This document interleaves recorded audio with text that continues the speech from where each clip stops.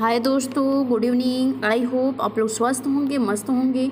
YouTube channel से CIV job में आप लोग का हार्दिक स्वागत है, अभिनंदन है। आज का जो टॉपिक है, यह टॉपिक है दृष्टिबाधित के कारण। जो दृष्टिबाधित बच्चे होते हैं उनके क्या कारण हो सकते हैं, उनसे रिलेटेड यहाँ पर पॉइंट बताया गया है जो आँखों से संबंधित है। यह क्या है कि दृष्टि दोष के बारे में बताया गया है, किन किन कैसे कैसे जो दृष्टि दोष होते हैं उनके नाम क्या है, उनसे होता क्या है, इसके बारे में हम कुछ पॉइंट लेकर आए हैं। तो आप लोग इस वीडियो में शुरू से अंत तक जरूर बने रहिएगा, मोस्ट इम्पोर्टेंट टॉपिक होने वाला है। तो चलते हैं टॉपिक की ओर। आज का जो क्वेश्चन है, पहला क्वेश्चन है कि मायोपिया क्या है। मायोपिया क्या है? तो मायोपिया है कि जिसमें व्यक्ति को दूर की वस्तुएं स्पष्ट रूप से दिखाई नहीं देती हैं, वह मायोपिया निकट दृष्टि दोष के अंतर्गत आता है। क्या कहा गया है कि जिसमें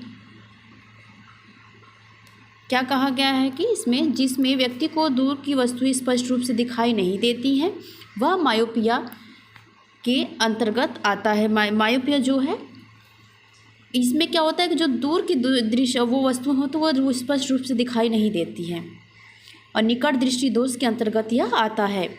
अब चलते हैं नेक्स्ट पॉइंट पे। क्वेश्चन है हाइपरोपिया या दृष्टि दोष क्या है।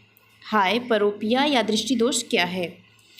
तो यह क्या है, जिसमें व्यक्ति को पास की वस्तुएं स्पष्ट रूप से दिखाई नहीं देती हैं। उसमें क्या है, दूर की वस्तुएं स्पष्ट रूप से दिखाई नहीं देती थी, लेकिन हाइपरोपिया जो दृष्टि दोष है, इसमें क्या होता है, नज़दीक की वस्तुएं दिखाई नहीं देंगी। यह किसके अंतर्गत आता है? हाइपरोपिया के अंतर्गत आता है।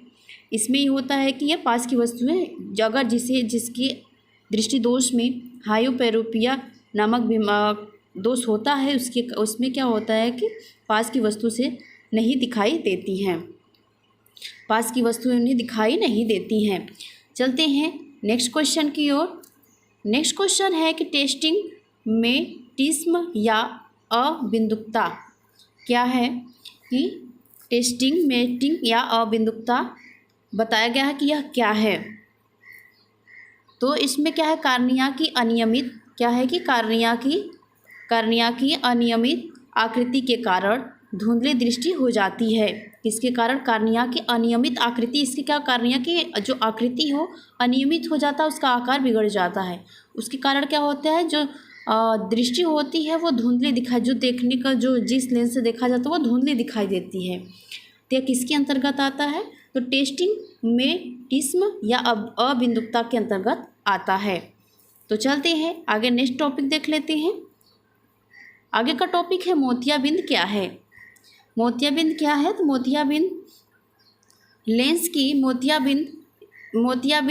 की क्या है, लेंस की दुधिया या धुंधला और अपारदर्शी होने के कारण धुंधली एवं विकृति दृष्टि होना।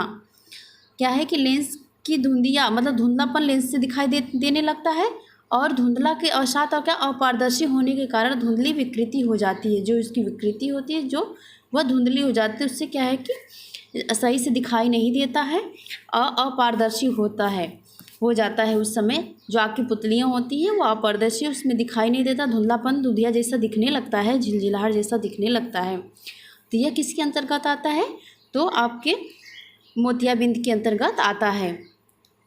मोतियाबिंद के अंतर्गत आता है। चलते हैं आगे पॉइंट की ओर।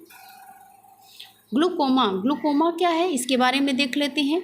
तो ग्लूकोमा क्या है, तो नेत्र के अंदर द्रव्य पदार्थ का आंतरिक दाब अत्यधिक बढ़ने के कारण उत्पन्न दृष्टि का क्षति होना। ग्लूकोमा में क्या होता है, जो नेत्र के अंदर जो द्रव्य पदार्थ होता है उसकी आंतरिक दबाव अत्यधिक हो जाती है, उसकी दबाव अधिक बढ़ जाती है। उसके कारण क्या होता है, हमारे दृष्टि में क्षति होने लगता है। एक दबाव के कारण हमारी दृष्टि में एक तरह के क्या दोष आ जाते हैं, और जैसे कि एक तरह की कमी हो जाती है, क्षति पहुंचने लगती है, तो उसे हम क्या कहेंगे, ग्लूकोमा कहा जाता है, या ग्लूकोमा के दोष कहे जाते हैं, या ग्लूकोमा के अंतर्गत यह आती हैं। क्या होता है, जब नेत्र के जो अंदर द्रव्य होता है, नेत्र के अंदर जो द्रव्य होता है, आंतरिक दबाव अत्यधिक बढ़ने के कारण क्या होता है, उत्पन्न दृष्टि की क्षति होना। उत्पन्न उसके क्या होता है, दबाव के कारण क्षति हो जाती है, जो दृष्टि में क्षति होने लगता है ग्लूकोमा के अंतर्गत आता है। यह ग्लूकोमा के अंतर्गत आता है। चलते हैं आगे पॉइंट को देख लेते हैं। आगे पॉइंट है कि ऑप्टाकान क्या है। ऑप्टाकान क्या है, तो इसके बारे में देख लेते हैं। यह क्या बताता है, यह एक विशेष प्रकार का कैमरा होता है।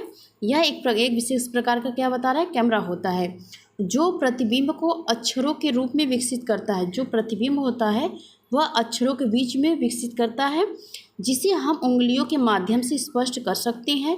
इससे दृष्टिहीन समाचार पत्रों, पाठ्य पुस्तक आदि का अध्ययन कर सकते हैं। यह क्या है कि जो दृष्टिहीन बाधित लड़के बच्चे होते हैं या पुरुष होते हैं, तो किसी के अंतर्गत जैसे ये बीमारी हो सकती है, तो क्या है, जो दृष्टिहीन लोग होते हैं उनके लिए क्या होता है कि यह ऑप्टाकान क्या है, एक प्रकार की विशेष कैमरा होता है।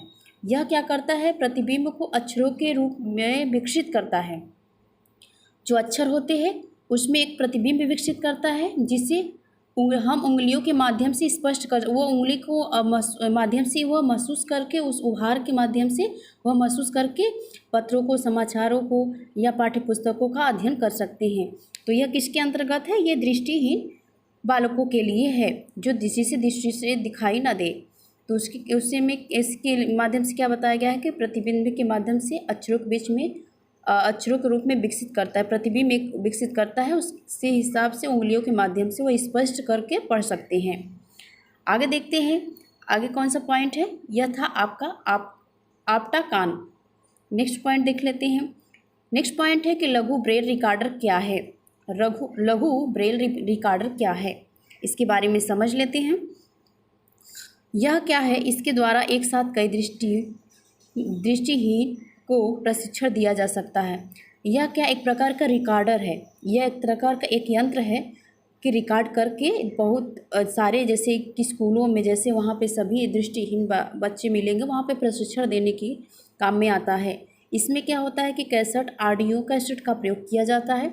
एक तरह का, जैसे कि जो दृष्टिहीन है वो तो कान से सुन सकता है, लेकिन उसी के लिए प्रयोग किया गया है, जो मतलब सुनकर, ऑडियो को सुनकर उस कैसेट के माध्यम से गणित का अध्ययन करने के लिए इसका प्रयोग किया जाता है।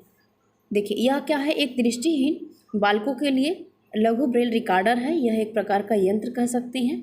इसमें क्या होता है कि कैसेट, यह क्या होता है, ढेर सारे ग्रुप या बच्चों को जैसे स्कूलों में प्रशिक्षण देने के काम में आता है। इसमें कैसेट, ऑडियो कैसेट का प्रयोग किया जाता है, जो कि गणित अध्ययन के लिए इसका विशेष उपयोग किया जाता है, इसका प्रयोग किया जाता है। तो आगे देख लेते हैं, आगे क्या पॉइंट है। आगे पॉइंट है कुर्जवेल अध्ययन मशीन क्या है। कुर्जवेल अध्ययन मशीन क्या है, इसके बारे में देख लेते हैं। यह छोटा कंप्यूटर सदृश उपकरण होता है, जो छपे हुए अंश को ध्वनि के रूप में रूपांतरित करता है। इस मशीन के प्रयोग द्वारा दृष्टिहीन कंप्यूटर का उपयोग सरलता से कर सकता है। कुर्जवेल अध्ययन क्या कह मशीन, यह एक प्रकार का मशीन है। यह एक छोटा कंप्यूटर सदृश उपकरण है, जो छपे हुए अंश को ध्वनि के रूप में रूपांतरित करता है। जो छपा हुआ, लिखा हुआ जो शब्द होता है उसे एक ध्वनि के रूप में रूपांतरित करता है या बताता है। इस मशीन के प्रयोग से दृष्टिहीन कंप्यूटर का उपयोग करके सरलता से कर सकते हैं। जो दृष्टिहीन, जो देख नहीं सकते हैं, उसे सुन सकते हैं। तो जो हमारा शब्द लिखा है, जो वाक्य लिखा है, उसे क्या करता है, यह मशीन उसे ध्वनि के रूप में रूपांतरित करता है, उसे ध्वनि के रूप में बताता है। एक तरह से साउंड आता है, आवाज़ें आती हैं कि क्या लिखा हुआ, क्या छपा हुआ, क्या कौन सा भाग है, ये सब बताता है इस मशीन के माध्यम से। तो सरलतापूर्वक जो दृष्टिहीन बालक होते हैं वो इसके माध्यम से आसानी से पढ़ सकते हैं। आज के लिए इतना ही। आई होप आप लोग को ये वीडियो पसंद आया होगा, तो प्लीज़ वीडियो को लाइक, सब्सक्राइब, शेयर जरूर कीजिएगा। मोस्ट इम्पॉर्टेंट इसमें टॉपिक था, इससे क्या है कि क्वेश्चन आते हैं जो हमारे दृष्टि या चक्षु विकलांगता के अंतर्गत इससे पॉइंट पूछे जाते हैं। आज के लिए इतना ही। Thank you, thanks for watching.